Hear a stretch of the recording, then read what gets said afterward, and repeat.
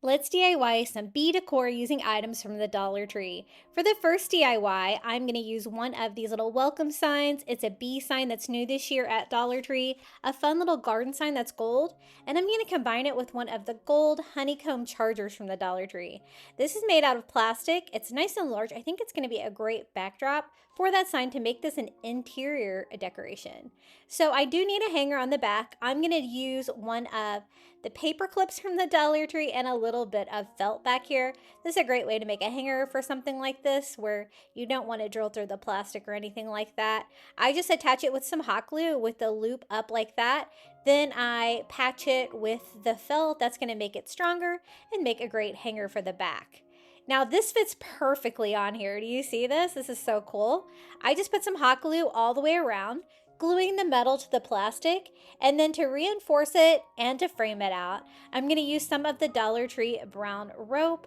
This is going to make it stronger because hot glue and metal don't always work great together.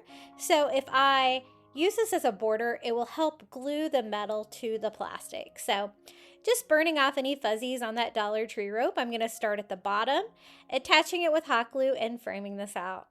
This was such an easy DIY to make. The bee, the flowers, everything is painted so nicely on here. And the honeycomb charger in the back is a perfect match, I think. So I go all the way around. I'm going to try to hide where my rope starts and stops down here. If you put a little hot glue on there, let that cool off a little bit, you can mold that and make that less noticeable. And this is how it turned out, our little welcome bee sign. Super cute to hang on your wall or your front door. And I have another bee DIY as well. They have these new stepping stones this year that are bee. They have 3 different kinds. I'm going to turn mine into a candle holder. So I take the little stepping stone, it's so cute, and I'm going to combine it with one of the black wood candle holders from the Dollar Tree. They're a little bit thinner candle holder than they've had in the past, and they're made out of like a wood type substance. I'm going to do a little touch up here, even though these are packed pretty well.